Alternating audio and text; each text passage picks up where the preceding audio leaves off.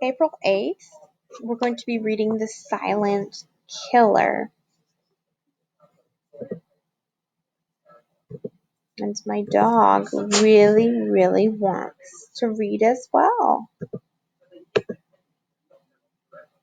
Okay, The Silent Killer. This is only 2 pages. During this, you could get up the Google form, and as I'm reading, you can fill this out at the same time. Okay, so The Silent Killer is a magazine article, I believe, and it's by Alexandra Hanson Harding. Okay, so we're going to just read it as if we were her. The Silent Killer. The newspaper told a sad story. In April 1919, Grace Keeney died from the flu. Keeney had lived in New York. She was 40 years old. She left a family of 8 children. The youngest was just 2 years old. Keeney was just one of many who died from the flu in 1918 and 1919. Between 20 and 100 million people died during the health crisis. A health crisis is a situation of great difficulty or great danger. No one knows exactly when this disease began. By February 1918, hundreds were sick in Spain. People called it the Spanish flu. The symptoms of the flu were awful. Patients had bad headaches, they had high fevers, their faces turned blue, and their feet turned black. This was due to lack of oxygen. Liquid filled patients' lungs. It made breathing difficult. The results were often fatal. Fatal means they died. Okay? Soon, flu spread across Europe. Then this global illness came to the United States. It hit major U.S. cities. People feared getting sick. They avoided public spaces. Cities posted warnings. One warning stated that no person shall appear in public without wearing a mask. Flu spread to other parts of the world. Finally, in summer of 1918, the spread of infection slowed down. People hoped the flu had ended, but they were terribly wrong. The disease would be back soon. So fatal means it causes death or it leads to their death. And what flu actually means is it's short for influenza, which is an illness or sickness that causes fever, aches, and coughing. Okay, let's go back. So let's look at some foundational skills. So some syllables. We have closed syllables and we have open syllables. So a closed syllable is where you have, let's see if I can find one in here. Here, this is a closed syllable. I can't highlight it, can I? So N-U-M, num, bur. So a syllable is the word parts. Okay? So I can snap or clap out number into 2 different parts. Okay? In this one over here, it's human. Okay? And notice right here for human, it splits it right after the U. You see that? But in the word number, you would split it right after the M. So that means that the what's it called? Oh my goodness. The vowel, which is U and A and E and O and I, sometimes Y. So this one is by itself.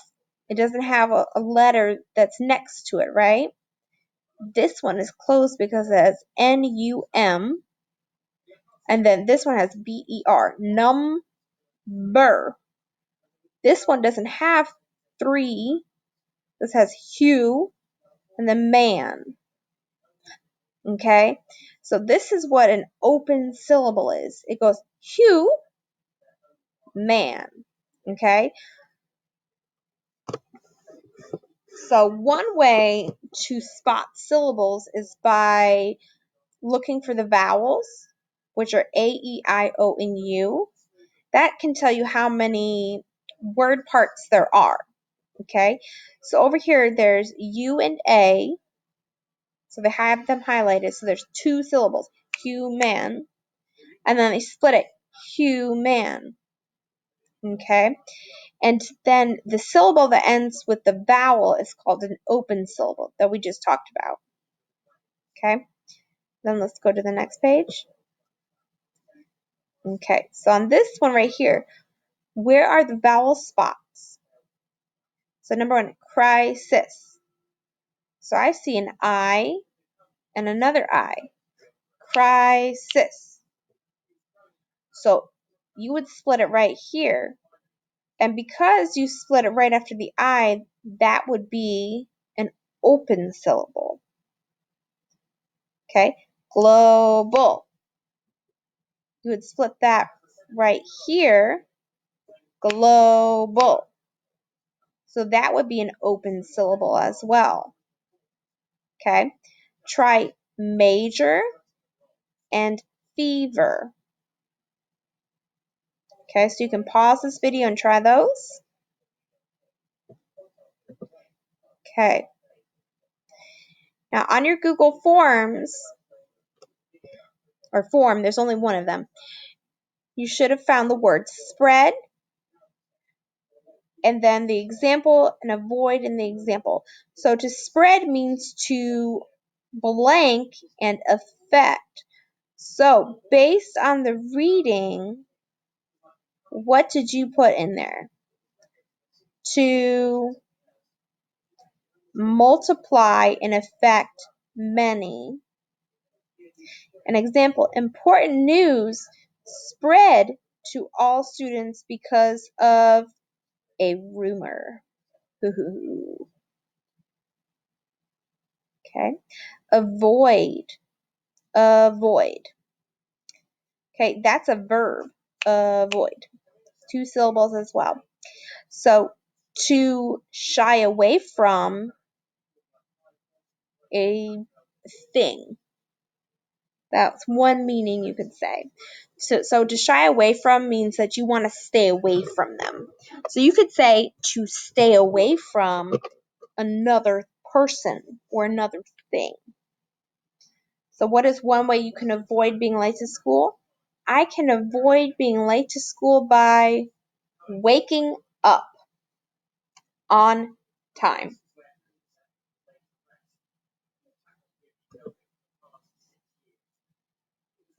Why was the flu of 1918 and 1919 called a crisis?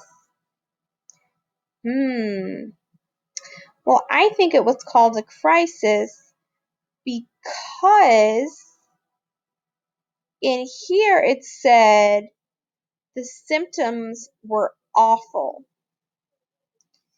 It also said the results were fatal, and it spread across Europe to the US.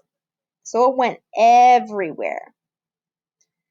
So as I'm answering these questions, I'm going back to the text and I'm finding answers to put in there.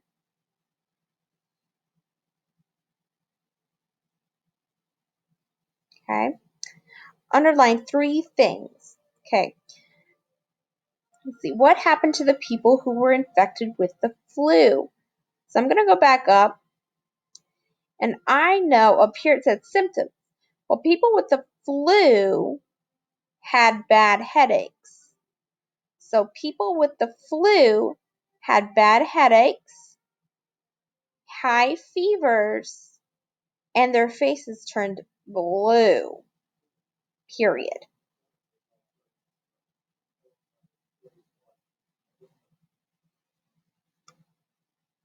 Okay. Okay.